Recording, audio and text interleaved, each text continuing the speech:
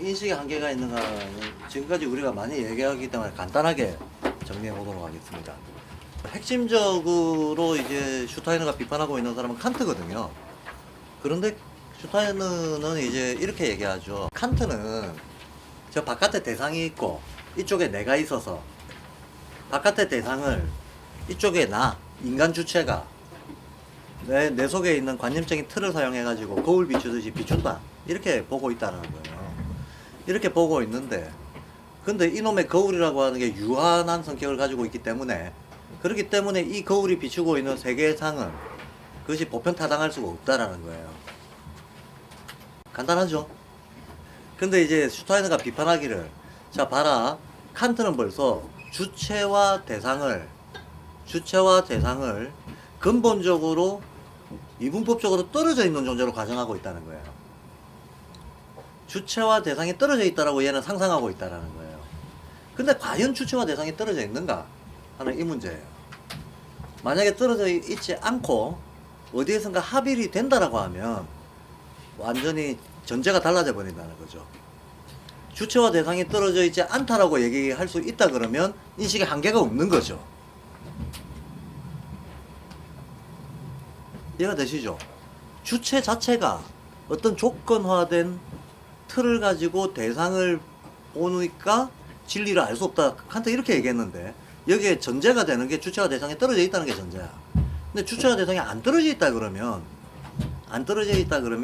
쉽게 말해서 내가 나임을 즉각적으로 안다는 거죠. 나는 나다, 이게 된다는 거예요. 내가 나임을 즉각적으로 아는 어떤 세계와 주체와 대상이 합일된다라고 하는 문제 자체가 나와 세계가 합일된다는 얘기고, 나와 세계가 합일된다라고 하는 걸 인정한다면 인식에는 한계가 없다는 결론이 나오게 되는 거죠. 자, 그럼 왜 칸트 같은 착각과 슈타이너 같은 이런 칸트에 대한 비판이 나올 수 있었던가? 를 보면 요 아래에 있는 게 음이고 위에 있는 게 양입니다. 아래 요 상대적으로 퍼져 있는 게 음이고 상대적으로 이렇게 수직 구조를 가지고 얘가 양입니다. 이 세상은 어쨌든 음과 양이 어우러져 가지고 움직입니다. 음과 양이 인간한테 투사될 때에는 정신과 물질의 이원론으로 투사가 됩니다. 음적인 거는 물질적인 거, 양적인 건 정신적인 거, 이런 식으로 우리는 생각하게 돼 있다는 거죠. 근데 이 그림 자체에서 한번 보세요. 딱 한 군데 지점을 제외하고는 음과 양이 전부 따로따로 서로 거리를 두고 떨어져 있잖아요. 그리고 음 사이에서도 이쪽은 음의 스펙트럼이 두터웠다가 이쪽으로 가면 얇아지죠. 이쪽은 다시 두터워지죠. 양의 스펙트럼도 이쪽에서 얇았다가 이쪽에 가면 거리가 많이 벌어지죠. 이쪽에 가면 다시 수렴돼 버리죠. 실제로 만약에 음양이라고 하는 균이 세상에서 이렇게 움직이고 이런 움직임이 인간한테도 반영이 된다 그러면, 그런데 우리가 살아가는 동안에 현실적으로 감각의 발달과 함께 가지는 인식들은 어디겠습니까? 내가 여기서 태어났어요. 근데 아직까지는 감각이 없어서 무자각이야. 감각 발달이 없어서, 감각 발달이 안 돼 있으니까 지각이 안 생겼어. 지각이 안 생겼기 때문에 메모리 저장이 안 돼. 메모리 저장이 안 되니까 의식이 안 떠올라. 그런데 감각 발달이 되고 언어를 배우고 어쩌고 저쩌고 하고 어느 정도 의식이 생기기 시작했을 땐 벌써 거리가 벌어져 버렸어요. 즉 나와 세계가 분리가 됐다는 거지. 살아가는 내내 더 분리된 것만 계속 봐요. 더 분리되는 것만. 그러니까 나와 세계는 합일될 수 있는 게 아니고, 내가 내 경험에 의하면 나와 세계는 철저하게 분리되어 있다라고 밖에 생각 못 한다는 거야. 슈타이너는 딱 이 논리로 칸트를 비판합니다. 봐라, 칸트는 이렇게 분리되어 있는 세계만 봤다.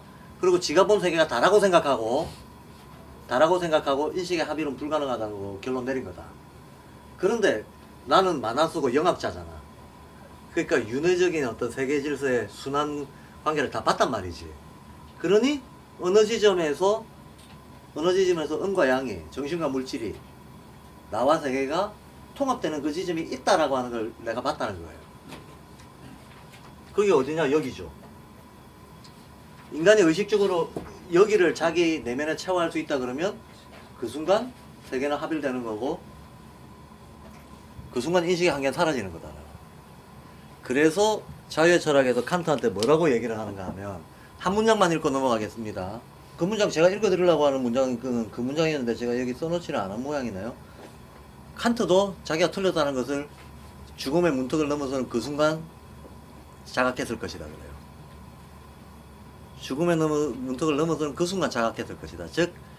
즉 음과 양이 합일되는 어떤 지점이 있다는 거. 우리는 항상 문턱의 순간이 어디겠습니까? 문턱이 여기죠. 여기를 이쪽으로 통과하면 삶이 되는 거고, 이쪽으로 귀일되면 죽음이 되는 거죠. 근데 태어났을 때는 몰랐는데 죽을 때는 이미 의식이 충분히 발달되어 있는 상태에 죽음에 이르게 되니까, 죽음에 이르는 순간 칸트가 이 합일이 있다고 하는 것을 자각했을 것이다 라는 거예요. 이해가 되시죠? 이래서 임사체험을 해본다는 것이 꽤나 소중한 체험입니다. 일부러 해보기에는 너무 위험하지만, 권장사항은 아니지만, 어쩌다가 생전에 임사체험을 해봤다면 그 체험이 성장에 의식 발달에 중요한 계기가 될 수 있어요. 왜냐하면 누구든지 자기가 그 느낌을 말로 설명 못한다 하더라도 정신, 물질, 양 이런 것들이 두 개가 아니고 하나로 묶여서 움직인다라고 하는 거를 일순 보게 되는 그 체험이 일어나거든요. 그래서 자, 일단 제가 설명한 거는 논리적으로 이해하셨죠? 논리적으로 말되죠. 이게 실제가 어떻게 전개될지는 몰라도 논리적으로 이런 겁니다. 태어났다. 그런데 감각 발달이 안 돼 있어서 의식 저장이 안 된다. 요쯤부터 의식하기 시작했는데 계속 분리세계만 겪었다는 거야. 그러니까 세계는 원래 분리되어 있다라고 생각할 수밖에 없는데, 그럴 수밖에 없는데 죽을 때쯤 되면 알게 된다는 거야. 죽을 때쯤이 아니고 죽음의 문턱을 넘어서는 순간 알게 된다는 거야. 그리고 칸트의 범위는 말하자면 요걸 범위로 해서 철학을 구성했다 이거예요. 근데 슈타이너는 요 밑에까지 염두에 두고 철학을 구성했다는 거예요. 세계 실상은 요 밑에까지 포함해가지고 전체가 윤회하고 순환한다라고 하는 전체상을 가져야만 이해할 수 있는 것이다 라고 얘기합니다. 그래서 여기에서 인식의 한계가 없다라는 얘기지, 살아있는 보통 사람들의 인식의 한계가 없다는 얘기가 아니에요. 살아있는 보통 사람들은 이 지점 어딘가를 바라보면서 지 나름대로 막 생각하고 있잖아요. 요 지점에서 멈춰선 사람, 요 지점에서 멈춰선 사람, 요 지점에서 멈춰선 사람들은 서로 다 다른 세계를 보고 있어요. 그래서 슈타이너가 이제 보통 사람들의 생각에 대해서 약간 비판적으로 얘기하고 있는 게 있습니다. 무지한 자들은 지각할 수 없는 것은 실제하지 않는다고 생각한다. 보통 사람들의 의식은 다 지각이니까. 따라서 관념의 실제성을 인정 못한다. 이들은 사고의 관념적 보정서와 감각의 실제성을 원한다 라고 얘기합니다. 사고의 관념적 보정서, 사고로 알아낼 수 있는 어떤 것이 있는데, 한마디로 영적인 시각으로 알아낼 수 있는 게 있는데, 그런 게 있다 하더라도 이 사람들은 지각에 의해서 검증이 안 되면 없다고 생각을 하니까 뭔가 보정서를 필요로 하면, 그럼 내가 직접 못 느끼면 권위에 의한 보정이라도 있어야 된다고 생각한다는 거예요. 그래서 사고의 관념적 보정서, 더군다나 이것이 감각 실제가 그래야만 내가 믿겠다 혹은 이해하겠다라는 이런 심리를 가지고 있다는 거예요. 그래서 이 사고의 관념적 보정선이 감각의 실제성이니 이게 실제 우리 일상생활 속에서도 사람들의 태도로 많이 나타난다는 거예요. 가령 얘를 어떻게 나타나는가 하면, 생각된 신, 우리가 자꾸 인격자로 신을 생각하잖아요. 사람 같은 수염난 할아버지 신을 자꾸 생각하잖아요. 이게 관념적 보정서라는 거예요. 신성이 나타나는 것은 실제로는 자기가 어떤 그 소지장, 번뇌장만 없으면 볼 수 있는 현실인데도 불구하고, 그럼 그거를 우리가 알고 보면 그것이 어떤 인격체로 상상될 수 있는 것이 아닌데도 불구하고, 우리는 어쨌든 신에 대해 가지고 어떤 신성이 이런 작용을 한다 그러면 나 같은 사람 누가 그런 작용을 일으키느냐라고 자꾸 묻게 된다는 거예요. 그게 관념적 보정서라는 거예요. 그래서 그 사람의 이름을 정해야 되고, 여호와라고. 그 사람의 족보도 만들어야 되고 신인 동형 동성설이죠. 우리는 신이 자기를 따라서 인간을 만들었다라고 하지만 실제로 인간들의 믿음은 인간의 삶에 따라서 신을 재구성하는 방식인 거죠. 그래 놓고 이제 신한테 이거 해주세요 저거 해주세요 하면 거기서 온갖 기복과 주술이 다 나오는 거죠. 이런 걸 관념적 보정서라고 하고, 또 감각의 실제성을 원한다. 감각의 실제성을 사람들이 원하기 때문에 물이 술로 변했다 이런 성경의 구절이 있잖아요. 물이 술로 변했다. 이런 거는 은유거든요. 당연히 상징과 은유입니다. 물도 상징과 은유고 술도 상징과 은유입니다. 그런데 이 무지한 자들은 이거를 말하자면 기적이라고 진짜로 믿는다는 거지. 그 기적을 행할 수 있는 초능력을 신성이라고 생각한다는 거지. 그리고 심지어는 성경에 있는 대로 믿는다라고 하는 게, 있는 대로라고 하는 게 실제 대개 사람들한테서는 그것을 실증적으로라고 하는 뜻이에요. 그렇잖아요. 근데 실증적인 게 있는 게 다가 아닌데, 이들은 무조건 비실증적인 것까지도 실증적인 거로 전환시켜가지고 이해하는 거를 있는 대로 믿는다라고 강변하면서 자기 정당화를 하는 거죠. 성경 한 구절 한 구절을 있는 대로 믿는다. 언뜻 보면 그럴듯하지만 사실 보면 슈타이너 같은 사람들이 보면 유치한 거죠. 유아적인 발상인 거죠. 미숙한 발상인 거죠. 그냥 실증주의자들의 생각인 뿐인 거지. 물의 술로 어떻게 변합니까? 아, 썩었나? 발효됐나? 한참 뒀더니 발효돼가지고 술로 변했다? 그 물이 술로 변한다든가, 뭐, 빛으로 잉태했다, 이런 거 있잖아요.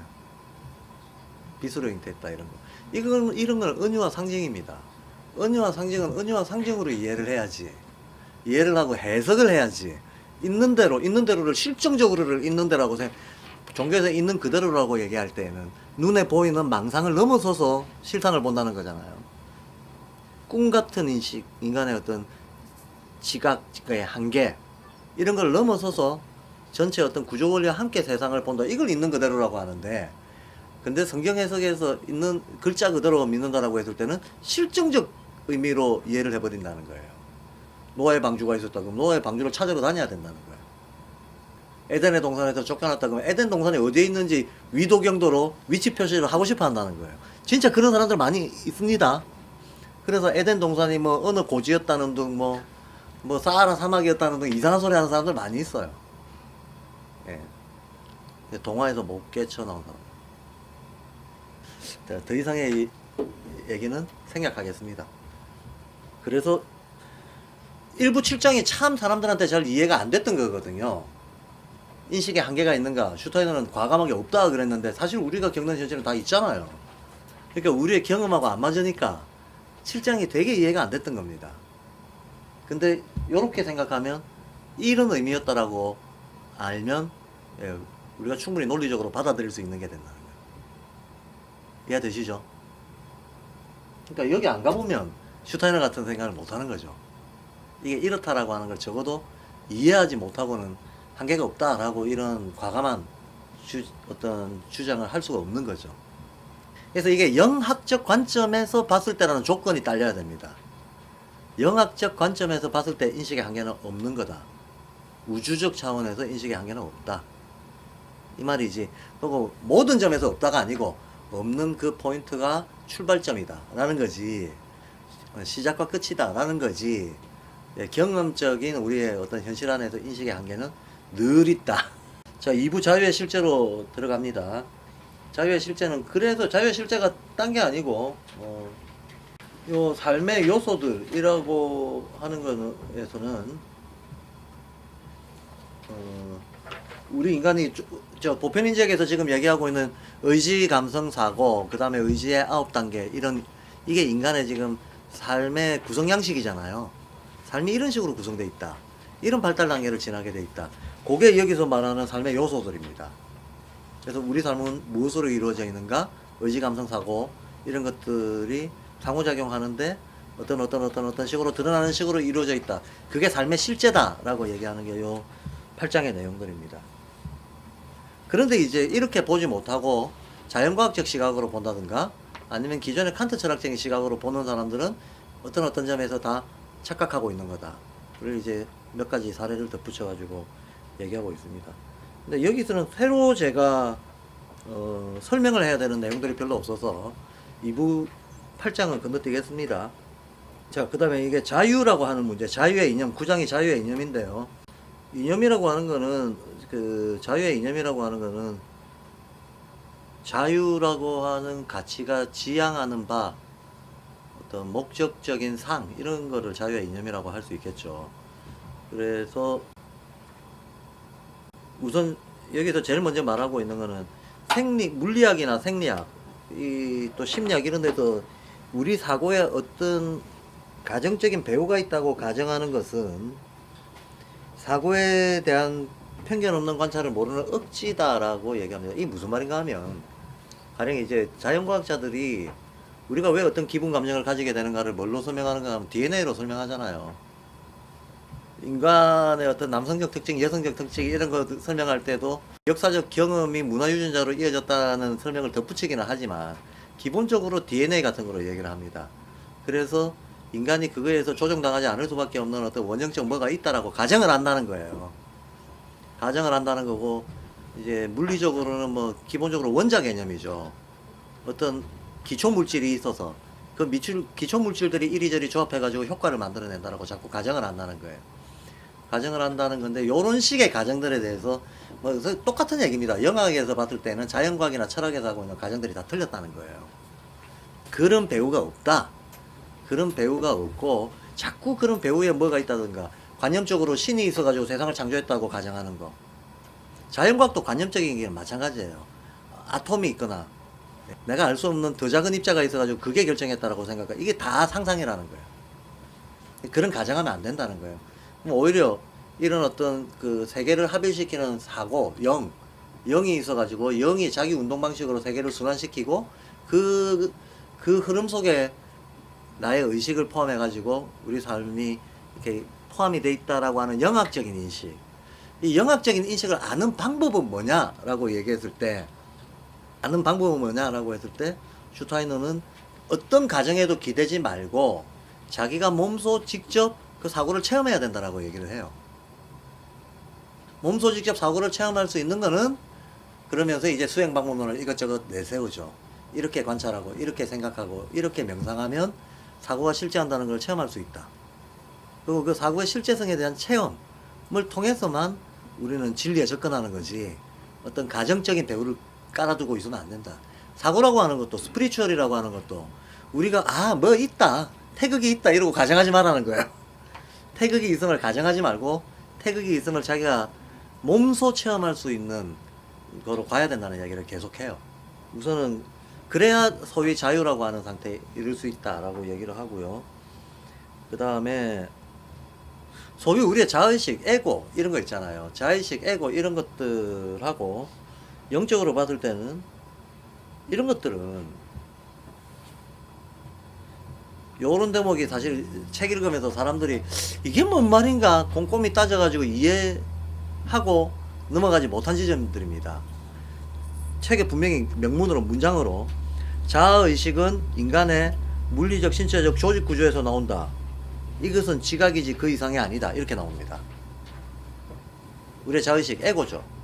평소에 자의식, 내가 뭐 어떤 존재다라고 하는 평소에 내가 느끼고 있는 이런 지각 수준에서의 자의식, 요게 어떻게 만들어졌냐 하면, 사람들은 이걸 늘 전제로 깔고 철학을 하는데 이 자체가 신체 구조의 효과에 불과한 거다라고 얘기를 해요. 자, 이 문장이 이해가 되나요? 이게 신체 구조의 효과다라고 하는 거. 신체 구조의 효과다라고 하는 거. 여러분들이 괴를 아시면 제가 괴를 써가지고 간단하게 수학 공식처럼 탁 증명적으로 설명을 드릴 수가 있는데, 계신 분들이 괴를 모르기 때문에 괴를 이용한 설명을 하는 거는 지금 불가능할 것 같아서, 그래서 다들 금년에는 괴 공부를 열심히 하는 해로, 괴 공부를 열심히 하면 우리가 세계를 이해하고 표현할 수 있는 새로운 언어를 얻는 겁니다. 영적인 언어를 얻는 거예요. 괴가 나타나고 있는 것은 자연의 언어입니다. 그 언어라고 하는 것은 사고가 표출된 거잖아요. 언어는. 그러니까 자연의 사고가 표출된 거, 인간의 사고가 자연의 사고를 만나는 게 괴를 이해하는 거거든요.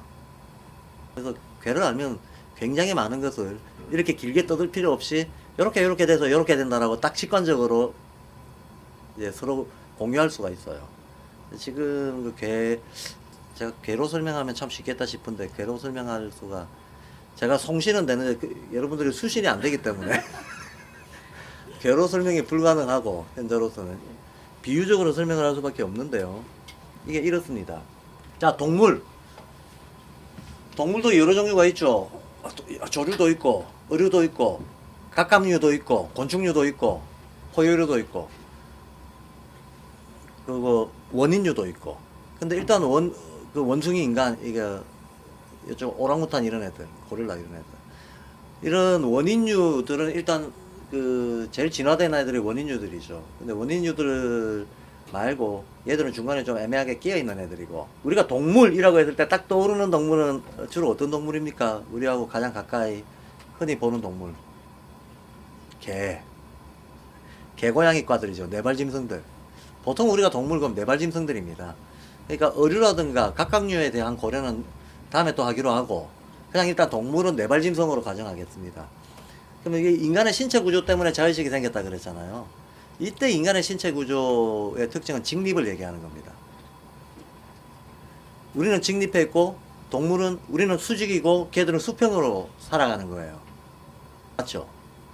우리는 수직으로 살아가고 걔들은 수평으로 살아갑니다. 이로 인해서 어떤 효과가 생기는가? 동물도 감각들을 가지고 있어요. 우리도 감각을 가지고 있습니다. 그런데 똑같은 감각 자극이 들어갔을 때에도 우리한테는 그 감각 자극의 정보들이 누적이 되는데 동물들한테는 누적이 안 된다는 거예요. 왜 누적이 안 되느냐? 감각 자극이 관념의 형태로 전환되는 것은 해와 달의 효과예요. 음양의 효과이기도 하고, 한문으로 일월, 괴로는 감리, 해와 달과 사물이 주고받는 영향에 의해서 정신적인 거로 전환이 되는 거거든요. 그런데 지구와 해달의 관계를 생각해 보세요. 수직인지 수평인지. 수직이잖아요. 해달이 공간 넘어 저 멀리 떠 있잖아. 그렇죠. 걔들이 빛을 쏘는 거잖아요. 우리의 이 땅에 있는 존재들의 현실로 봤을 때는. 그러면 우리는 빛을, 혹은 대기의 기운을, 혹은 별들의 기운을 어디로 받느냐? 머리로 받죠. 네발짐승들은 등으로 받잖아요. 우리는 집중적으로 머리로 받는데 걔들은 집중적으로 등으로 퍼지잖아요. 이게 빛이. 이해되시죠? 그런데 우리 인간의 머리는 직립되어 있다라고 하는 조건 때문에, 직립되어 있는데 항온동물이기 때문에 피가, 우린 직립을 했습니다. 직립을 해서 항온동물입니다. 안에서 열기를 냅니다. 그러니까 바깥에서 감각 자극의 정보가 들어왔을 때 어쩌고 저쩌고 해가지고 이 안에다가 이렇게 해가지고 뇌에다가 저장을 시키는 이런 구조라는 거예요. 자, 바깥에서 막 빛이 쏟아져서 들어옵니다. 빛이 쏟아져서 들어오면 이게 만물을 변화시키고 사지운동에 의해 가지고 감각을 타고 신경을 타고 안으로 들어가서 뇌에 축적이 되잖아요. 이런 구조를 가지고 있다는 거예요. 인간은 이렇게 뇌에 축적이 됩니다. 그리고 가장 기본적인 조건은 별들하고 지구하고가 아래 위 관계인 거지 수평 관계가 아니라는 거예요. 수평 관계가 아니다. 옆에 횡적으로 병렬되어 있는 관계가 아니고 아래 위에서 주고받는 관계다라는 겁니다. 아래 위에서 주고받는 관계인데 우리는 직립해 있음으로 해가지고 머리가 꼭대기에 달려 있으니까 머리 쪽으로 다 저장이 돼버려요. 그런데 네발짐승들은 어떠냐? 이렇게 돼 있잖아요. 이렇게 돼 있고, 동물이라고 하는 것들이 애초에 유동성이 큰 애들인데 얘들은 빛을 이렇게 받아요. 이렇게 받아. 이렇게 받으면서 얘들의 운동적인 성향 자체가 횡으로 왔다 갔다 하는 애들입니다. 횡으로 빠르게 왔다 갔다 하는 애들입니다. 그러니까 이런 기본적인, 그러니까 아스트랄과 지구와의 관계 자체가 수직 운동을 기본으로 하고 있고, 우리가 직립해 있기 때문에 그 수직 운동의 효과를 우리 신체 구조에서 내죠. 또 우리가 항온동물이기 때문에 이 상하 운동이라고 하는 거를 할 수밖에 없는 신체 구조를 가지고 있는데, 기혈을 돌릴 때 상하 운동이 기본이라는 거죠. 횡으로 돌리는 게 아니고 상하로 돌린다는 거야. 상하로 돌리는 이 상하 운동이 기본이라 가지고 상하 운동의 어떤 결과물이 집적되는 이런 신체 구조를 가지고 있다는 거야. 근데 얘들은 일단 신체 구조가 수평이니까 상하 운동이 안 일어나. 상하 운동의 진폭이 너무 좁은 거야. 이해가 되시죠? 상하 운동의 진폭이 너무 좁은 데다가 머리가 몸하고 이게 병렬적으로 이렇게 돼 있으니까, 횡으로 병렬적으로 돼 있으니까 이게 저장이 안 되는 거예요. 제가 괴로 설명하면 우아하게 설명할 수가 있는데 이렇게 물리적으로 설명을 할 수밖에 없는데, 저장이 안 된다는 거는 그럴듯하신가요? 저장이 안 돼요. 저장이 안 되니까 똑같은 감각이 들어가더라도 이게 관념으로 우리처럼 저장이 돼야 의식에 떠오르거든요. 그럼 이 저장량이 많으면 많을수록 의식에 많은 게 떠오를 거 아닙니까? 근데 얘네들은 기본적으로 저장 능력이 부족한 거야. 저장 능력이 아이 개들도 기억하는데요. 자, 이제 그래서 아까 오전에도 어떤 분이 물어보셨는데, 기억합니다. 동물도 기억력이 없는 건 아니죠. 근데 인간하고 차원이 다르다는 거예요. 비교할 수 있는 차원이 아니라는 거예요. 개들의 기억이라고 하는 것은 일종의 세포에 각인되는, 우리 인간으로 치자면 기저핵에 있는 암묵기억 같은 이런 기억들을 동물들은 합니다. 본능 속에 아주 희미한 각인이 들어가는 식으로 기억이 되는 거죠.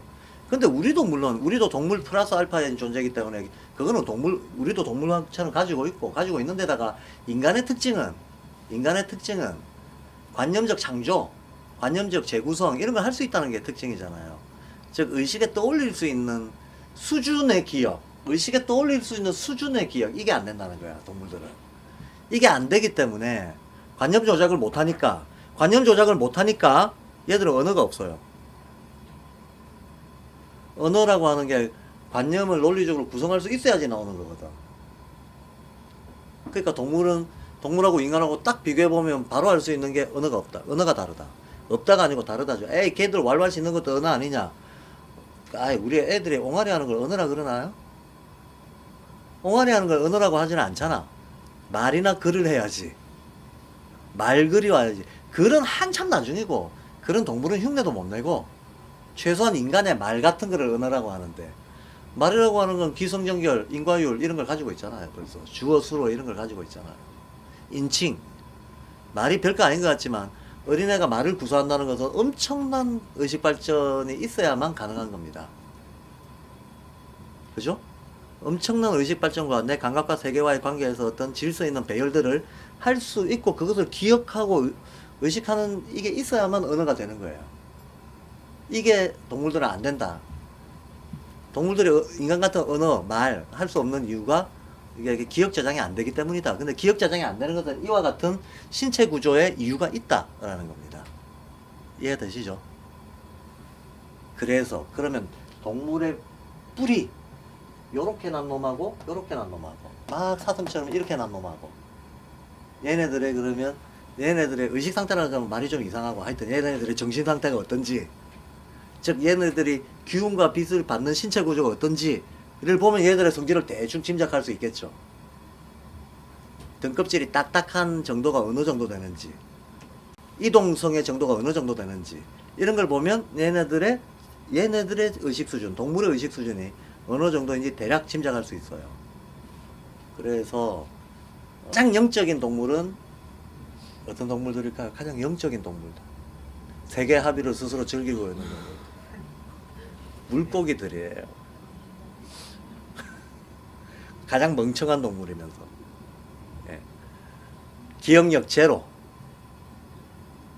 가장 원형적인 동물, 어류들입니다. 어류들이고, 그 다음에 이제 우리가 흔히 보는, 우리는 이제 포유류들하고 가까이 살지만 포유류들하고 성질이 대비되는 애들이 갑각류들이에요. 갑각류들. 물고기들하고 성질이 대비되는 애들은 당연히 조류들이죠. 그리고 똑똑하기로는 조류가 제일 똑똑해요.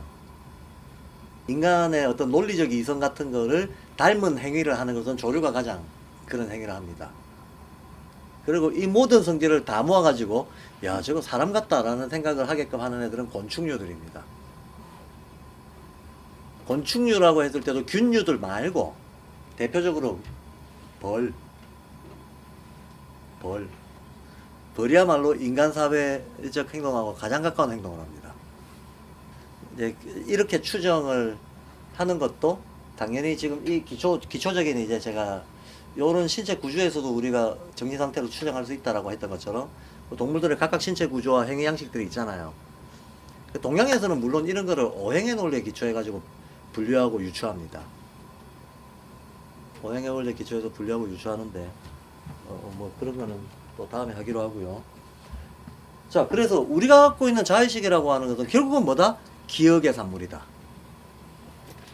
우리가 갖고 있는 자의식은 결국은 기억의 산물이다. 기억을 재편집하고 재구성한 것에 불과한 거다. 기억은 물론 중요합니다. 기억은 물론 중요하고 기억이 없이는 인간의 의식 발달이 전혀 안 이루어지는 겁니다. 그럼에도 불구하고 기억이 다가 아니죠. 기억은 지각의 결과니까. 지각이 다가 아니란 말이죠. 그래서 자의식, 우리가 생각하는 어떤 일상적인 자의식을 인식의 논리적 기초 과정으로 그걸 출발 지점으로 삼는 것은 슈타인은 틀렸다라고 보는 거죠. 그런 과정 속에서는 자유라고 하는 이념이 안 나온다라고 봅니다. 자, 우리 자의식은 그런 거다. 그래서 우리 인간이 몇 가지를 넘어서야 된다 그래요. 몇 가지를 넘어서는 게 우선은 충동, 본능 이런 건 동물도 우리가 공유하고 있는 거예요. 그러니까 당연히 인간은 본능이나 충동 이런 거에 대해 가지고 확실한 조절 능력을 가져야 된다. 그 다음 또 하나 지각의 효과에 대해서도 넘어서야 된다는 거죠. 지각의 효과에 의해서 에고가 형성이 되는 거잖아요. 그러니까 우리가 어쩔 수 없이 주어진 신체 조건이라든가 어떤 어쩔 수 없이 주어진 감각의 구조라든가 이런 것 때문에 생기게 되는 일시적인 뭐 그게 다 틀렸다는 게 아니라 불완전한 인식들, 그게 바로 지각인데, 그 지각이 어떤 수준에 따라서 감성도 되고 이성도 되고, 근데 감성 이성 이것도 다 사실은 이제 에고를 욕망 주체를 전제로 한 지각에 불과한 거죠. 이것도 넘어서야 된다는 거예요. 이렇게 동물적인 본능 충동과 에고적인 지각의 수준을 넘어서면 이제 그게 자유가 있다라고 얘기를 합니다. 결국 자유란 인식 발달의 결과입니다. 이렇게 되면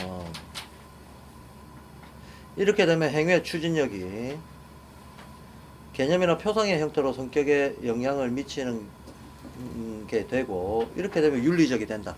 자, 뭐 나머지는 사실 앞에 많이 했던 거기 때문에 구구한 반복 설명이 될 것 같아가지고 생각하겠습니다. 생각하고 우리가 쉽게 말해 의식권을 넘어서서 영적인 수준으로까지 의식 발달이 됐다라고 한다면 그때야 비로소 윤리적인 진보가 일어난다라고 얘기해요.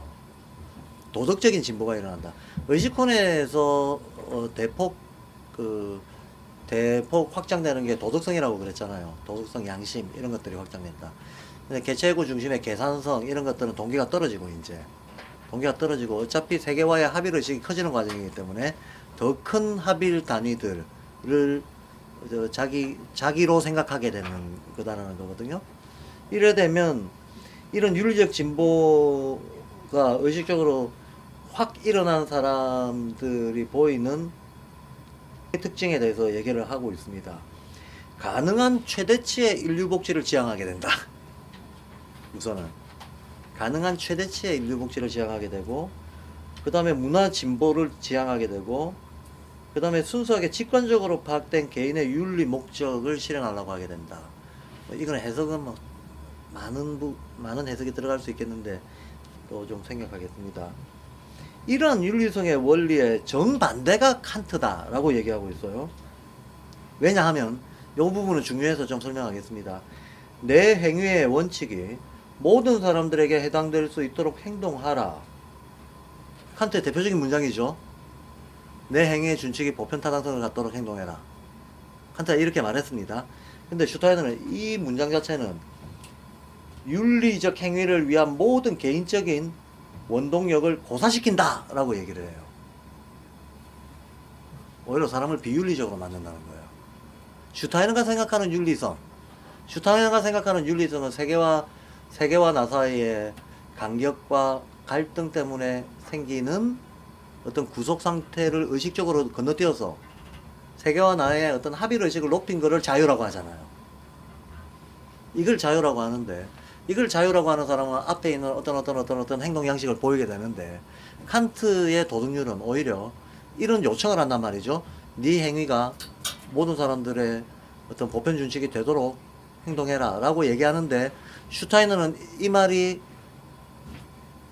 말하자면 굉장한 오류를 내포하고 있다고 봐요. 오히려 사람을 비윤리적으로 만든다고 봐요. 왜 그럴까? 뭘 비판하고 있는 걸까? 핵심은 요겁니다. 보세요. 제가 첫날에 일반상하고 보편상하고 다릅니다 그랬잖아요. 일반성은 사람들의 인정을 필요로 하는 거고 보편성은 그거하고 상관없다 그랬잖아요.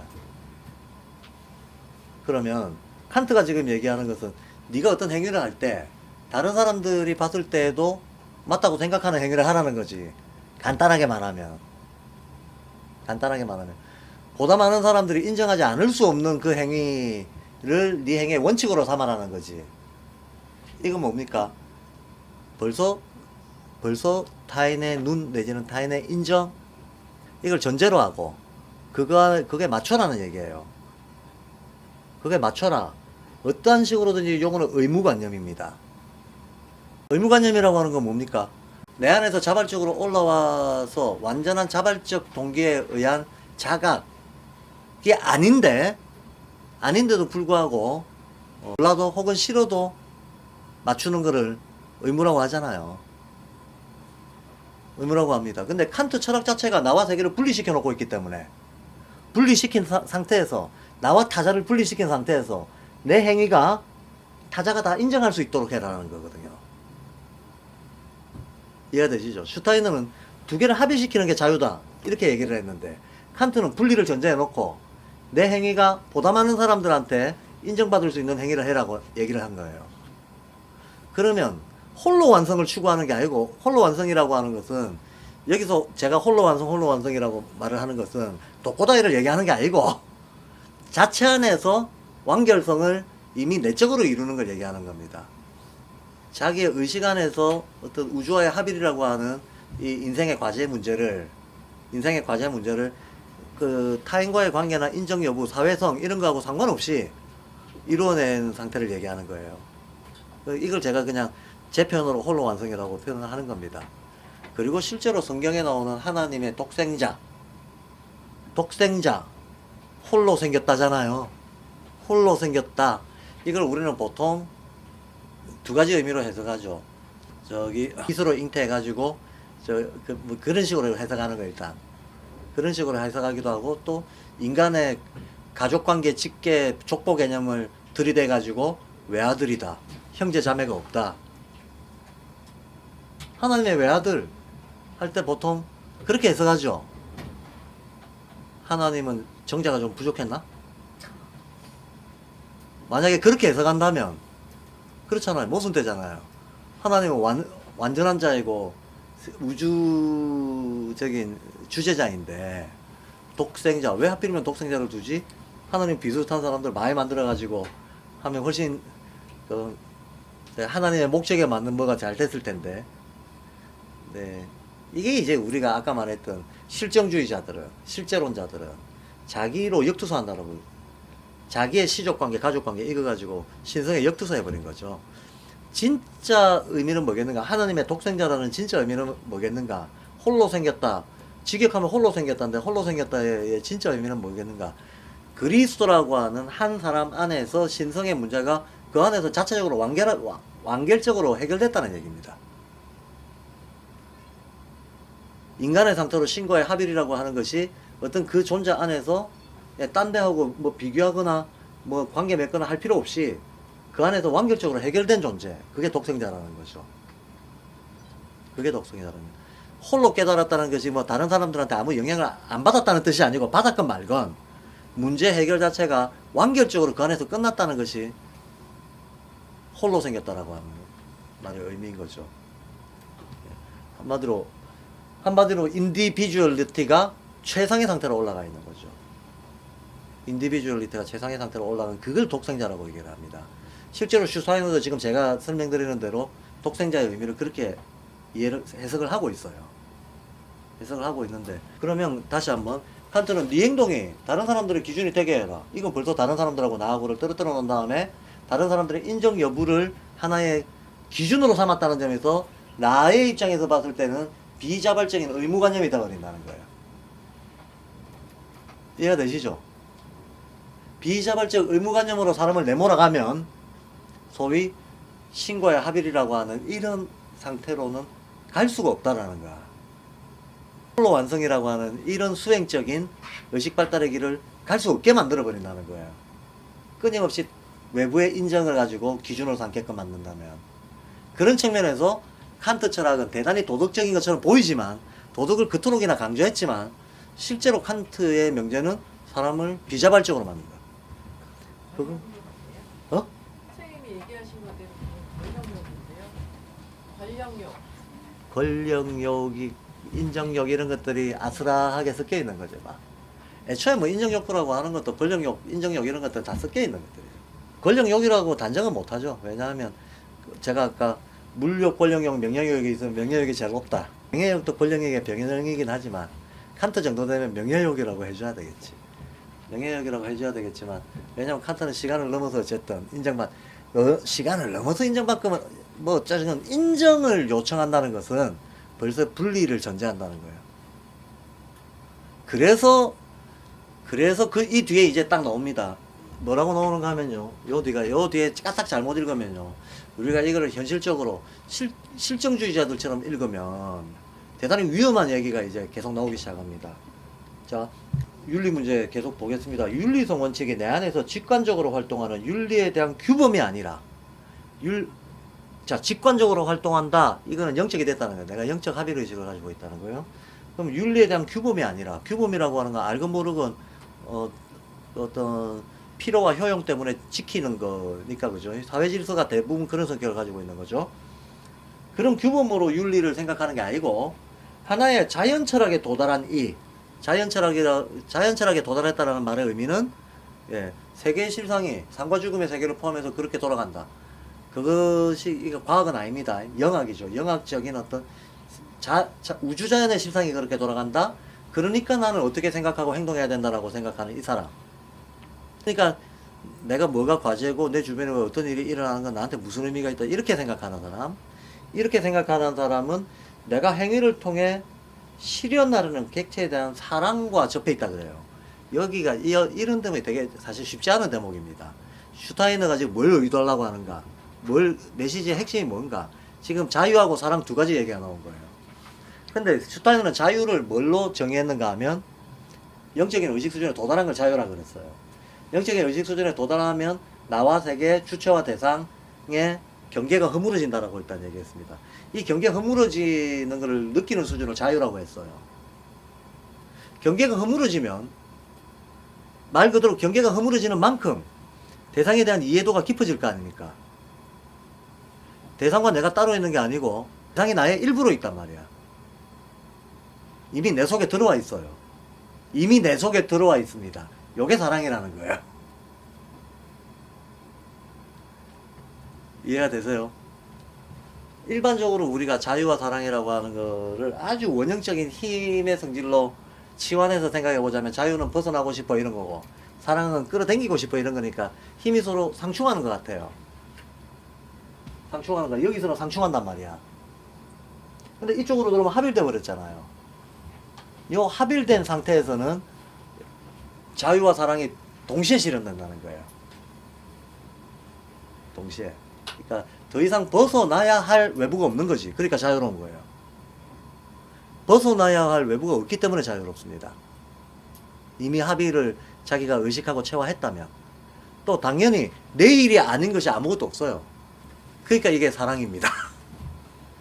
내가 경험하고 내가 다니면서 만나는 사람들, 상황들, 이 모든 것들이 이게 내 밖의 일이 아니고 그냥 다 내 일이야. 그러니까 이걸 대상에 대한 사랑이라고 얘기하는 겁니다. 그럼 자유로워진 자는 이게 바로 불교에서 말하는 입처계진 수처작주라고 하는 거예요. 어딜 가나 진리, 어디에 처해 있으나 내가 주인이라고 하는 거. 그래서 합일돼 있다, 이게 바로 자유다. 내일 아닌 것이 없다, 이게 바로 사랑이다 라는 겁니다. 이해 되셨나요? 이래서 자유와 합일이 드디어 어느 의식 수준에서, 그동안 그 이하의 의식 수준에서는 늘 상충하는 가치였던 것이 어떤 의식 수준에서 조화가 되어버렸다는 거예요. 그래서 자유를 얻은 자는 사랑으로만 움직인다라고 얘기를 하는데, 이때 사랑은 그러면 우리가 흔히 내가 에고 수준에 있었던 집착과 연정, 이게 아닌 거죠. 집착과 연정이 아닌 거죠.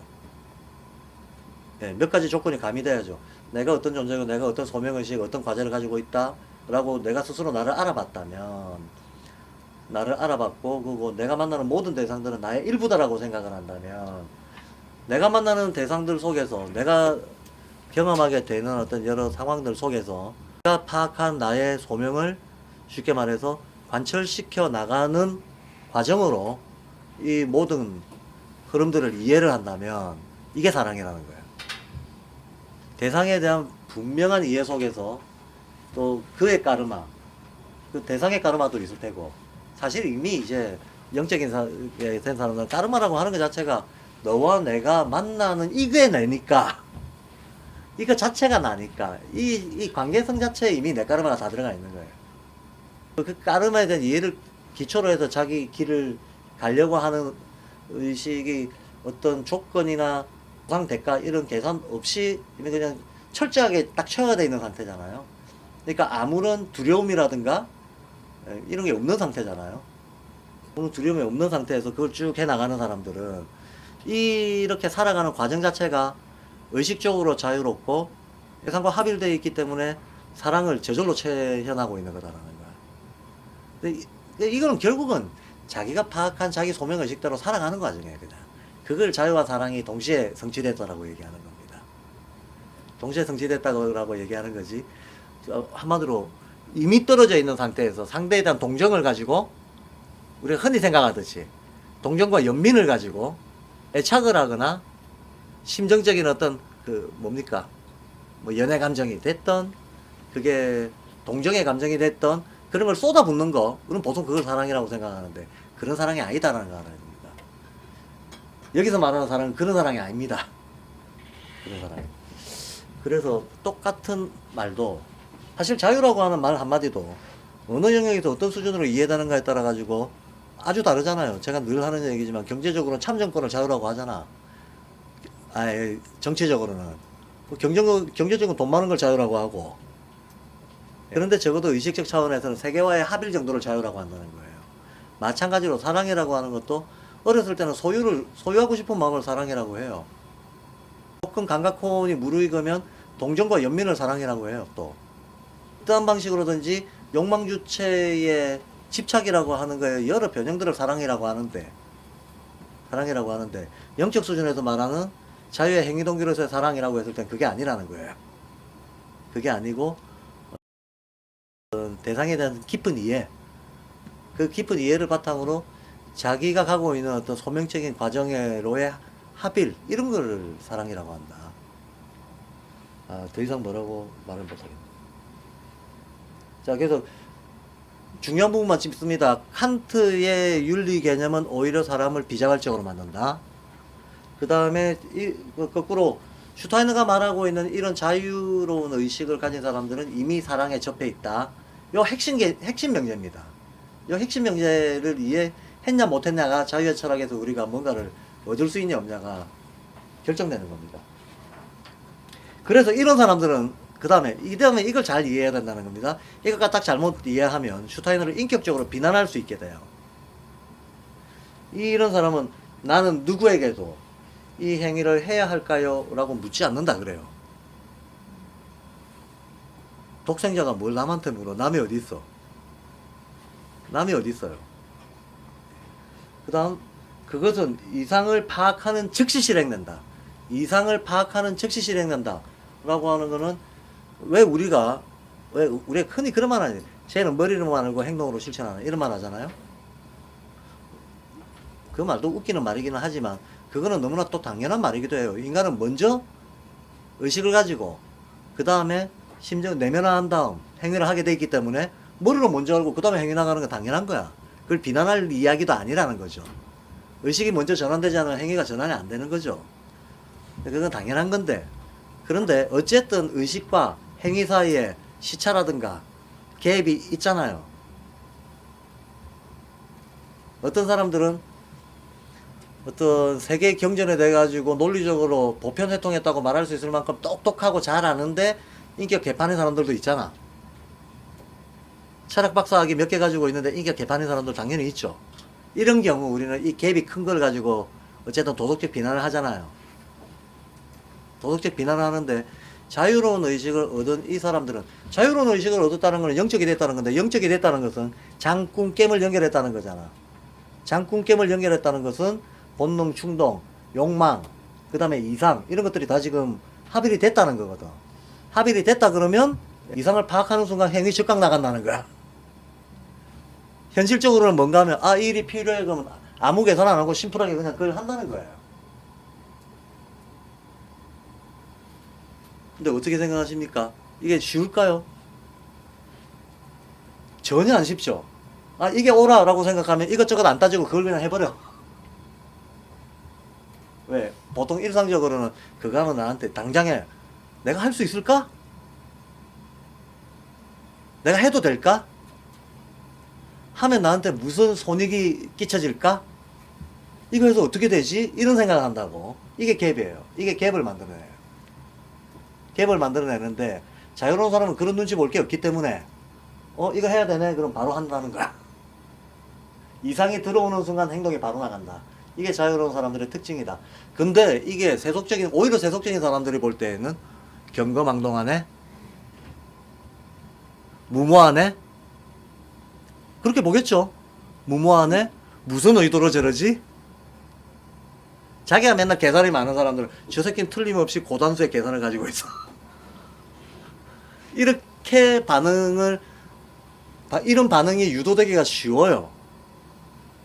근데 실제로는 그게 아니고 그 사람 내적으로 일어나는 일은 파악하는 순간 행동 나가는 요런 일이 일어나고 있다는 거야. 그러니까 이 사람은 계산 없이 행동한 거기 때문에 계산 많은 사람들이 그 사람의 의도를 아무리 추정하려고 해도 추정이 잘 안 되죠. 그럼 뭐라고 하면 속이 안 읽히네? 그럼 여기서 더 나가면 음흉한 놈 까지 나가게 되죠. 네, 그런 오해를 쉽게 유발할 수 있는 행동이기도 해요. 만약에 이제 아주 세속적인데 자유로운 캐릭터가 하나 섞여 있다 그러면 이런 거를 잘 유발할 수도 있죠. 더 나아가서 그 사람들은 그런 어떤 사람들의 반응까지도 다 위로하고 보살피고 다 인격적으로 보다듬는 게 그게 저기 리더가 해야 될 일이지. 그런 거 나 몰라라 하는 거가 무슨 수행자야 이런 비난도 하게 되죠. 그렇거나 말거나 그 많은 일들을 뒤로 하고 어떤 그 사회적인 관계에서 떠오르는 문제들은 그거는 그것대로 다뤄 나가야 되겠지만 일단 이 사람 안에서 일어나는 일은 이상을 인식하는 순간 그거하고 갭 없이 행동이 바로 나가는 걸 얘기하는 겁니다. 여기에서 오는 마찰은 사실 여러 가지로 있죠. 그래서 어쨌든 이상을 파악하는 것이 즉시 실행한다. 오로지 그렇게 함으로써만 그것이 나의 행위가 된다. 자, 그러면 그렇게 안 하고 다르게 한다는 것은 계산하고 의도하고 어떤 적절한 절차를 밟아가지고 어떤 효과를 노리고 이런 것도 다 욕망이에요. 내가 이렇게 하면 저 사람이 나를 이렇게 보겠지? 그럼 내가 어떤 걸 얻을 테니까 그 다음에 내가 뭘 더 많이 할 수 있겠지? 어쩌고 저쩌고 이게 다 욕망이라는 거예요. 계몽주의적인 그 리더십 이게 다 욕망이에요.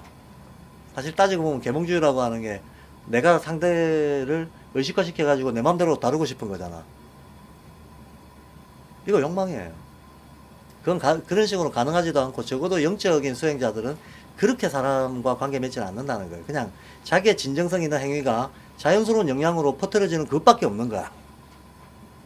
그게 설사 어떤 오해를 불러일으키고 몰리해를 가져온다 하더라도 할 수 있는 게 그거밖에 없고 그것만이 영적으로는 의미 있는 행위가 된다는 거예요. 그러니까 그렇게 함으로써만 그게 나의 행위가 된다 그랬어요.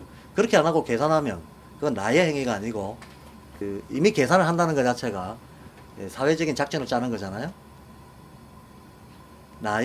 오롯이 나의 행위가 아니게 되게 돼버린다는 겁니다. 그 다음 그래서 이제부터 이제 좀 과격한 얘기들이 나오기 시작합니다. 이 과격한 얘기를 잘 이해해야지 잘못 이해하면 이제 막 슈타인을 비난할 수 있는 근거가 돼요.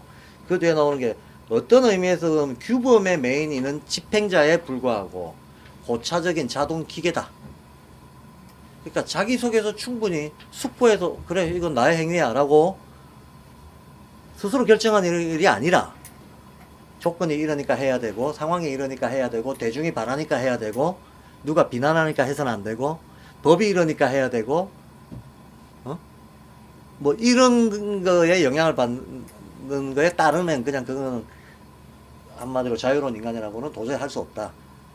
그래서 외부의 요청에 대한 일종의 그 요청에 반응하는 자동 기계에 불과하다는 거예요. 굉장히 과격한 소리로 들릴 수 있죠.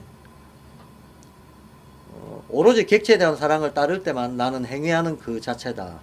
내 행위의 외적인 원리를 인정하지 않는다 그랬어요. 내 안에 원리가 이미 합의가 되어 있으니까 외부에서 따로 원리가 있어야 할 필요가 없다는 거죠. 이거는 누구 이해를 구하는 것도 아니잖아. 인정을 구하는 것도 아니고. 그러니까 외적 원리를 인정하지 않는다. 내 행동이 선한지 악한지 지적으로 검토하지 않는다. 이게 이제 골 때린 겁니다. 이러는 사람들은 비난하기 쉬워져요. 내 행동이 선한지 악한지. 근데 이게 이제 선악 문제를 한번 봅시다. 의지, 감성, 사고 영역이 이렇게 있는데 여기에 선악이 있나 없나요? 이 영역에 본능과 충동에 선악이 있으니까 내가 오줌이 마려워요. 선입니까 악입니까? 배가 고파요. 선입니까 악입니까? 여기는 선악 없어요. 근데 오줌이 마려울 때 어떻게 행동해야 되는지, 좀 오줌 마렵다고 아무데나 노상방뇨를 한다, 혹은 배가 고프다고 그냥 아무거나 주워 먹는다 는 것이, 노상방뇨를 하는 것도 그래요. 노상방뇨를 하는 것이 죄가 안 되던 시절이 있었어요. 전혀 창피하지도 않은 시절이 있었습니다. 아닌가요? 애들 키우다 보면 알잖아요. 기저귀 차고 돌아다니는 애들이 뭐, 걔들은 노상방뇨만 합니까? 언제 방뇨하고 다니지? 그 애들이 방뇨하는 게 선악에 걸려들지 않죠. 안 걸려듭니다. 시대적으로 어떤 시대는 노상방뇨가 문제 안 되던 시절이 있으면, 제가 솔직히 말하면 도덕적 충격을 어렸을 때 진짜 기억하는 게 있다니까. 내가 어렸을 때 길 지나가다가 학교도 안 들어갔던 어렸을 때, 저기 뭐야, 오줌 마려우면 그냥 아무데나 대충 벽이 있으면 오줌 쌌어. 어렸을 때요. 예, 벽이 없어도 그냥 벌판에서 이렇게 대고 쌌어요. 근데 그랬던 기억이 있는데, 어느 날 내가 어느 집 담벼락에 오줌을 누고 있는데 두드려 맞은 거죠. 잘못했다고. 근데 내가 두드려 맞기는 했는데 뭘 잘못했는지 모르겠는 거야. 노상방뇨가 사회적 죄라고 하는 인식이 나한테 전혀 없었던 상황이에요. 여기에 내가 기억하는 어렸을 때 충격 중에 하나고, 내가 왜 맞았지? 저 사람 나를 왜 뭐라고 하지? 내 수준에서는 그게 전혀 이해 불가였어. 아니, 내가 오줌을 누는 행위가 그때 최소한 내가 누구를 해하는 행위가 아닌데, 이것 때문에 동물이건 식물이건 인간이건 누구도 위해를 받는 게 아닌데, 자연스러운 건데 이거 내가 왜 이것 때문에 야단을 맞지? 그 생각을 일단 했었어요. 그 다음에 또 한 번은 내가 가게에 가서 과자를 집었어요. 과자를 집었는데 또 도둑놈하고 야단을 맞았죠? 그 벌써라 그래서 벌도 썼던 기억이 나요. 근데 그때도 내가 마음속으로, 아니 과자가 이렇게 많은데 내가 먹고 싶어서 하나 먹었는데, 저 사람은 저 아저씨는 지가 다 먹을 것도 알면서 내가 그 아저씨 그 가게 주인, 전빵 주인 봤는데 별로 과자도 안 좋아하던데, 근데 과자가 이렇게 많은데, 그래서 내가 하나 먹었다고 한 게 왜 이렇게 타박을 받아야 되는지 보고 이제 학교 들어가가지고 저거 이런 거 배웠죠. 아 그랬구나. 그때 나는 초등학교 한 2, 3학년 때 그런 생각을 했어요. 인간들이 평화롭게 살려면 전 세계에 있는 물자들이 다 공유돼야 된다. 그러면 공유가 안 되는 이유는 뭘까? 가만히 생각해. 돈 때문에. 아 그럼 돈을 없애야 되는구나. 그 생각을 어렴풋이 돈을 없애고 다른 방식으로 뭐 거래를 주고받고 하든지 해야 된다. 그래서 돈을 왜 만들었을까? 뭐 그런 생각을 초등학교 때 했어요. 그러다가 대학교 딱 가서 막시점을 딱 봤는데, 어라? 내가 초3 때 다 했던 생각. 내가 초3 때 다 했던 생각이 여기 있네. 뭐 논리는 약간 복잡하지만 결국 그 얘기야. 그런 경험을 했던 기억이 납니다. 자, 지금 무슨 말을 하고 싶은가 하면, 여기에 선악이 있나요? 없죠. 우리의 쾌불쾌 오호 감정에 선악이 없습니다. 선악이 없습니다. 선악은 어디서만 문제가 되냐? 여기서만 문제가 돼요. 그럼 여기에 선악이 있나요? 없잖아요. 여기에 선악이 없다면 여기도 선악이 없는 겁니다. 선악의 문제는 오로지 여기에서만 문제가 돼요. 그래서 만약에 자기가 이미 자유와 사랑이 어떤 합일되어 있는 상태에 올라가 있다고 생각하는 사람은 선악의 문제는 이미 초월해버린 거예요. 이 사람은 자기 행위 기준 판단할 때 선하다 악하다로 판단 안 해요.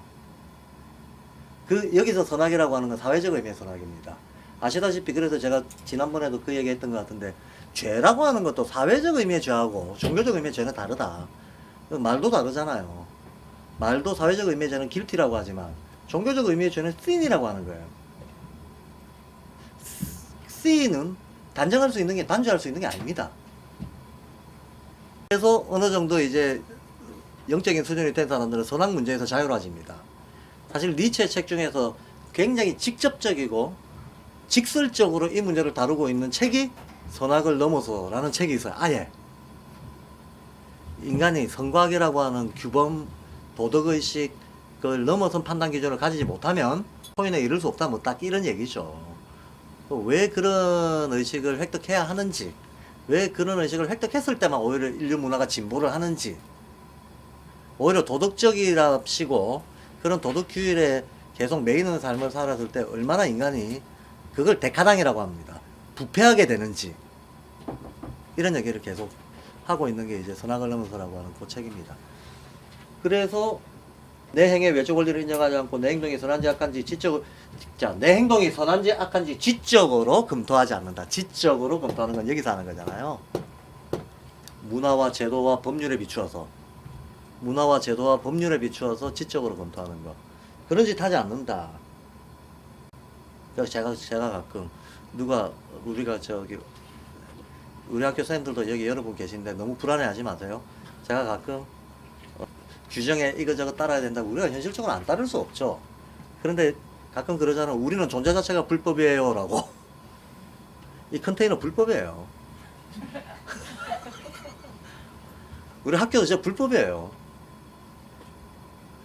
근데 내가 과연 법이라고 하는 거에 대한 어떤 메인은 규율적인 이런 의식이 있다면 법이 이러니까 법대로 다 만들어야 돼 라고 했다면 이런 학교 안 만들어지겠죠. 만들어 놓고 법대로 따라야 돼 라고 하더라도 우리가 가려는 방향으로 어긋나게 될 거예요. 그런 거 물론 현실적으로는 그걸 다 무시할 수 없습니다. 어떤 타협점을 찾아야만 합니다. 타협점을 찾으면서 자기 방향을 관철시켜 나가야 됩니다. 그러나 타협점을 찾기 이전에 그 방향성을 정하는 데 있어서 사회에서 도덕과 문화와 법이라고 하는 것이 내가 판단하는 최우선순위에 떠올라가지고는 나는 이미 자유롭지 못하다는 거죠. 그것이 설사 이 수준에서의 검토에 어떤 걸리는 문제가 있다 하더라도 내가 영안을 가지고 있고 그 시대적 소명이 어딘가를 향하고 있다면 이게 어떻든 행한다는 거예요. 그런 의미로 그래서 내 행동이 선한지 악한지 지적으로 검토하지 않고 내가 그것을 사랑하기 때문에 실행한다 라고 얘기합니다. 내가 그것을 사랑하기 때문에 실행한다. 사랑으로 적셔진 내 직관이 직관적으로 경험할 수 있는 세계 용관성 안에 올바른 방식으로 존재한다면 내 행위는 선한 것이다. 내가 영적 직관으로 딱 봤을 때 이게 할 만한 일이어서 하는 것이라고 한다면 누구의 인정도 필요 없이 그 행위는 그냥 그 자체로 선한 거지. 별도의 어떤 선악에 대한 지적 검토를 할 필요 없다는 얘기예요. 이런 대목이 이제 현실에서는 사실 많은 부분 어려움을 초래하는 것은 사실입니다만 정말로 그 주체가 영적인 존재라면 인간이라면 그 어려움을 어려움으로 인식하지도 않아요. 어려움이 온다 하더라도 그렇지 뭐 이렇게 하면 이런 어려움이 오지 어려움이 오네 이거 뭐 예상된 당연한 과정이라고 생각하는 거지 뭐 별 큰 고통으로 인지하지는 않는다는 거죠. 근데 이제 슈타이너도 자기가 말해놓고도 자기가 걱정했어요. 그래서 이런 말을 합니다. 범죄자의 행위나 악한 행위가 순수한 직관이 나타나는 것과 마찬가지로 개인적인 전개라고 주장하는 건 무슨 말인지 아시겠죠? 슈타이너가 이런 말을 했는데 야 네가 말하는 그런 건 범죄들이 지 맘대로 하는 그것도 직관적으로 영적 직관대로 행위하는 거 똑같은 거네 이렇게 비난하는 사람들이 있을 거라는 거야. 네, 그렇게 비난하는 것은 눈먼 본능을 인간의 개인성으로 계산할 때만 가능한 주장이다. 범죄는 눈먼 본능인 거고, 그죠? 영적 직관에 따라서 행동하는 것은 눈먼 본능하고는 차원이 다른 동기에서 나오는 거잖아요. 근데 이거하고 같다, 이거하고 같다라고 얘기하는 거 똑같다는 거예요. 이 눈먼 본능이라고 하는 감성어가 덜 돼서 범죄를 저지르는 거 아닙니까? 의지는 맹목성을 가지는데 감성어에 의해서 조율이 되는데 이게 덜 돼서 범죄를 저지르는 거잖아요. 근데 내가 영적 사고직관에 따라 가지고 어떤 자유와 사랑이 일치되는 상태의 동기를 가지고 뭔 일을 하는데 요거하고 같다 이렇게 얘기하면 억지라는 거죠.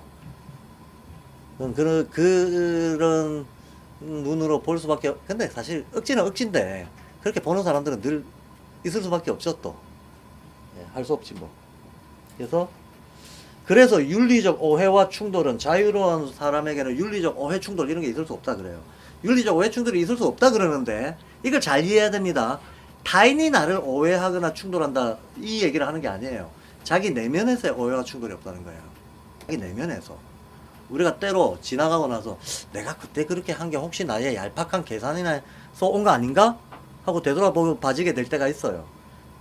근데 진짜로 진정성 있게 행동한 사람은 100번 되돌아봐도 그렇지 않다는 걸 자기 알아요. 그러니까 내적 윤리적 갈등은 없다는 거야. 그러니까 그런 사람들의 특징이 나를 100번 그 자리에 갖다 놔도 나는 똑같이 했을 거다 이렇게 얘기하게 된다는 거야. 앞으로도 그 상황이 발생한다면 나는 그때 했던 것처럼 똑같이 행동한다 고 얘기하게 된다는 거예요. 그런 의미에서 내적인 자기 내면에 윤리적 오해와 충돌이 없다는 거죠. 이해되시죠?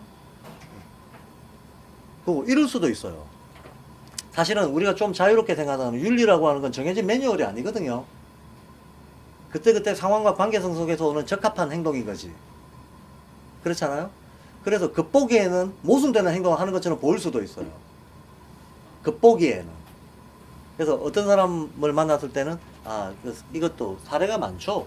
보통 이제 경전의 비유들이 이런 때 많이 나오는데 공자가 아내를 보고 그랬습니다. 아내야, 공부라고 하는 것은 무릎 발바닥으로 가는 거다. 너처럼 엉덩이 딱 붙이고 집구석에다 책만 파고 있어가지고 진리를 죽었다 깨나도 모른다.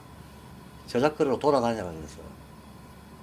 오늘 공부한 것을 사람들한테 적용시켜봐라. 네가 공부한 게 실제로 세상에 어떻게 나타나는지 봐야 된다. 너 저기 책상머리에 앉아있는 거 하루에 몇 시간 이상 하지 말고 나가라 그랬어요. 근데 자료를 보고는 자료야, 진리라고 하는 건 책 속에 있는 거지 싸돌아다닌다고 되는 게 아니다. 너는 오늘부터 책상머리에 10시간씩 앉아있어라 그랬어요. 그러니까 자공이 보고 선생님 왜 얘한테는 이 말하고 쟤한테는 저 말합니까? 왜 얘한테는 진리는 밖에 있다 그러고 얘한테는 진리는 책에 있다고 합니까? 무슨 말인지 아시겠죠? 겉으로 보면 모순된 행동이에요. 근데 둘 다 윤리적 행위예요. 안해가 갖고 있는 편향이 있고 자로가 갖고 있는 편향이 있어. 공자는 그 편향에 대해서 균형을 잡아주는 말들을 했지만 겉보기에는 모순이에요. 근데 누가 보고 한 입으로 두 말 하네? 쟤는 진정성이 없네? 이러면 그건 그 사람의 오해야. 공자 스스로는 어떤 갈등이나 내적 오해 없이 이걸 일관되게 행한 거라는 거예요. 이해가 되시죠? 맞습니다. 그러니까 예컨대 선생이 애를 때리면 되냐 안 되냐? 때려도 되지 왜 안 돼요? 때릴 만한 상황에서 때리면 되지. 안 때릴 만한 상황에서 안 때려야죠. 안 때려야죠. 그러니까 어떤 그런 행동 하나 한 게 이건 절대 하면 안 되라고 하는 그런 규칙이 있을 수 없는 거예요. 근데 엄하게 하던 혹은 뭐 유치하게 하던 전제가 되는 거는 대상에 대한 사랑, 즉 교사라면 아이에 대한 무한한 애정이 바탕이 되냐 안 되냐가 전제인 거고, 그 전제 위에서라면 때에 따라서는 어떤 애는 물리적으로 제재해야 될 때가 있어요. 그런 상황도 있고 그런 아이도 있어요. 어떤 애는 지금 얘가 무슨 폭력적인 행위를 하더라도 거꾸로 내가 다 맞아주면서 풀어줘야 될 때가 있어요. 정해진 건 없는 거죠. 어떤 사람은 양평학교에 갔더니 애들이 선생을 좁혀더라. 그게 그렇게 예의범절도 안 가르치는 게 학교냐? 때에 따라서는 그런 소리 들을 수도 있지. 거꾸로 양평학교에 갔더니 발도르프 학교라면서 애들 윽박 지르더라. 그럴 수가 있냐? 두 소리 다 들을 수 있어요. 표면적으로 뭐가 나타나는 게 중요한 게 아니고 그 안에 그 사람의 행위 동기가 뭐고 그 전체적인 관계상 속에서 지향되고 있는 바가 뭔가가 중요하다는 거예요. 그러니까 이 자유로운 사람은 이렇게 생각한다는 거예요. 그러니까 뭐 하나의 매뉴얼에 매이는 건 아예 그냥 없다. 아예 그냥 없다. 근데 우리는 자꾸 매뉴얼 싸움을 하잖아요. 매뉴얼을 정해놓고 맞네 안 맞네 맞네 안 맞네 따지다 보면 이제 지치죠. 그리고 어떤 매뉴얼도 무한한 다양한 현실을 절대로 못 쫓아오죠. 그래서 우리한테 필요한 것은 하나의 태도와 관점과 가치관 이런 것들이지 매뉴얼이 아니다. 이건 사실 제가 늘 강조하고 싶은 겁니다. 그래서 윤리적으로 와해 충돌은 자유로운 사람에게 있을 수 없고 오직 윤리적으로 자유롭지 못한 사람, 본능이나 채택된 의무적 명령을 따르는 사람만 이웃이 자기와 동일한 본능 그리고 동일한 명령을 따르지 않을 경우에 거부한다. 이건 사람들이 가지고 있는 일반적인特세 같은 걸 얘기하는 거죠. 그다음 편가르기 이런 걸 얘기하는 거고 행동을 위한 사랑 속에 살고 타인의 의지를 이에 속해 살도록 함이 자유로운 인간의 근본 원칙이다. 뭐 이건 더 설명 안 하겠습니다. 약간 이제 이해가 걸릴 수도 있는 문장이긴 한데 앞에서 얘기한 게 다 포함됩니다. 인간의 본성의 조화를 향한 근원이 존재하지 않는다면 그것을 어떤 외적인 법률로도 풀어놓을 수 없다. 근데 지금 얘기한 이런 어떤 자유라든가 이런 게 그 세상에 대한 사랑으로 자유로워진다 이런 게 이게 인간 속에 이룰 수 있는 가능성이 내재돼 있어야지 되는 얘기지 무슨 외부의 힘으로 되는 게 아니라는 거죠. 이 말은 다시 말해서 교육되는 거 아니다라는 거예요. 이거는 교육되는 거 아니다. 여기서 어떤 법률로도 강제할 수 없다 그랬잖아요. 법은 강제잖아요. 우리가 생각할 수 있는 최고 수준의 강도의 강제거든. 근데 그걸로도 못한다는 얘기예요. 하물며 교육으로 되겠습니까? 교육으로 되겠느냐? 교육, 법률 이런 거 가지고 안 된다라는 얘기를 하고 있습니다. 안 된다라는 얘기는 하지 말라는 얘기가 아니고 이런 경지는 철저하게 자발적인 과정을 통해서만 도달할 수 있다는 얘기예요. 처음에 스타트 할 때는 어떤 자극과 도움을 받을 수도 있겠죠. 그러나 일단 스타트가 되고 나면 철저하게 자발적이고 주체적인 과정을 통해서만 도달할 수 있는 거지. 어디에 기대서 어디에 가서 배워서 할 수 있는 게 아니다라는 얘기. 이 얘기도 사실 이 얘기도 얼마나 많은 성인군자들이 했으니까 특히 하나만 이제 인용하고 넘어가자면 제가 참 좋아하는 문구 중에 하나가 그 예수님이 그러잖아요. 골고다 언덕을 걸으면서 주여 주여 하고 나를 따르는 자 중에 하나님의 나라에 아버지 나라에 들어갈 자가 하나도 없다 그래요. 하나도 없다. 이게 뭔 말입니까? 나한테 의지하고 기대오는 자들을 얘기하는 거잖아요. 얘네들은 구원 못 받는다는 거잖아요. 왜냐면 구원이라고 하는 문제가 제가 얘기했듯이 자유와 사랑의 합일이라고 구원을 정의한다면 그건 지 안에서 홀로 지도 독생자가 되고 지도 지 안에서 스스로 자발적으로 성취해야 되는 어떤 것이지 밖에서 구할 수 있는 게 아니라는 거잖아. 그래서 예수님이 덧붙이잖아요. 자기만의 십자가를 지고 자기만의 골고다 언덕을 오른 자만이 아버지의 나라를 본다. 지가 직접 해보지 않고는 지가 직접 행하지 않고는 내가 구원이라고 얘기하는 상태 절대 못 이룬다 라고 얘기를 하는 겁니다. 근데 사람들이 뭐 주여 뭐 이건 어떻게 해야 돼요? 저건 어떻게 해야 돼요? 당신이 가르쳐준 대로 해봤는데 안 되던데요? 요런 태도 가지고 있는 한에서는 누구도 구원에 이룰 수 없다. 교육될 수 있는 것도 아니고 강제될 수 있는 것도 아니고 그걸 빨리 알아야 된다라고 자꾸 얘기를 하는 겁니다. 그래서 그 다음에 그 유명한 얘기가 나오죠. 자연은 인간으로부터 단지 자연 존재를 만들어내고 사회는 인간으로부터 법률에 따라 행위하는 자를 만들어내며 자유로운 존재는 오직 자신이 스스로 만들어낸다. 자연은 인간 발달의 특정한 단계에서 그 굴레를 풀어준다. 즉 우리는 어렸을 때에는 자연에 매여서 살아가지만 어느 발달 수준이 되면 소위 자연에 종속된 상태가 안 되게 된다는 겁니다. 그 말은 감각의 구속에서 풀려난다. 그 말은 지각의 한계에서 풀려난다 이 말이죠. 지각으로 포착되지 않는 것도 포착할 수 있는 힘이 생긴다는 겁니다. 사회도 마찬가지다. 그렇죠. 우리는 한동안은 사회의 규범에서 절대 못 벗어나서 살고 죄책감, 양심의 가책, 도덕적 의무관념, 온갖 어떤 사랑관계에서 오는 상처 이런 거에서 못 벗어나고 산다는 거죠. 그런데 때가 되면 이것도 이 굴레가 풀려진다는 겁니다. 그리고 마지막 연마는 오직 인간 스스로 갈고 닦아야 된다 라고 얘기합니다. 요 말이 굉장히 무게 있는 말입니다. 여기까지가 10장까지인데요. 시간으로 봐서 더 더 이상 진행할 수가 없겠네요. 보시면 알겠지만 사실은 일부에서 자유가 뭐냐? 인식 발달이다. 그 인식 발달의 끝은 뭐냐? 나와 세계의 어떤 분리를 통합하는 거다. 그 통합을 어떻게 하냐? 통합 못하는 이유가 감각지각 때문이니까. 감각지각을 움직이는 원동력에 대한 이해가 생기면 통합된다. 이런 식으로 이제 큰 원칙들을 일부에서 얘기했거든. 이 큰 원칙들이 체화되었으면 2부에서 지금 얘기하고 있는 것처럼 이런 윤리관념, 이런 어떤 독생관념을 가지고 살아가게 된다. 이런 사람들의 판단 기준이나 행위 특징이 어떻다는 걸 쭉 계속 얘기하고 있는 거예요. 그러니까 사실 우리가 만약에 일부를 진짜로 좀 쑥 안으로 마음으로 받아들이고 이해했다면 2부는 사실 당연한 얘기들을 하고 있는 겁니다. 당연히 그렇게 될 수밖에 없는 얘기들을 하고 있는 거라서 큰 요 뒤에 남은 분량 속에 크게 이해 어려움이 있는 그런 건 없을 거예요. 우리가 같이 공부했던 것만 잘 소화가 된다면. 근데 어쨌든 강의를 하는 저로서는 제가 이제 의무관념에 휩싸였습니다. 아, 오늘이 마지막 날인데 어쨌든 진도는 끝을 봐줘야 된다. 그래서 나중에 뒤에 3시 반부터 하는 그 시간, 조금 시간이 오바다 하더라도 뒤에 오늘 오전 강의 때 있었던 보편인지학하고 자유철학 좀 주요 쟁점들은 쟁점별로 정리하는 식으로 해서 여하튼 오후 시간에 마무리를 하도록 하겠습니다. 여기까지 하겠습니다.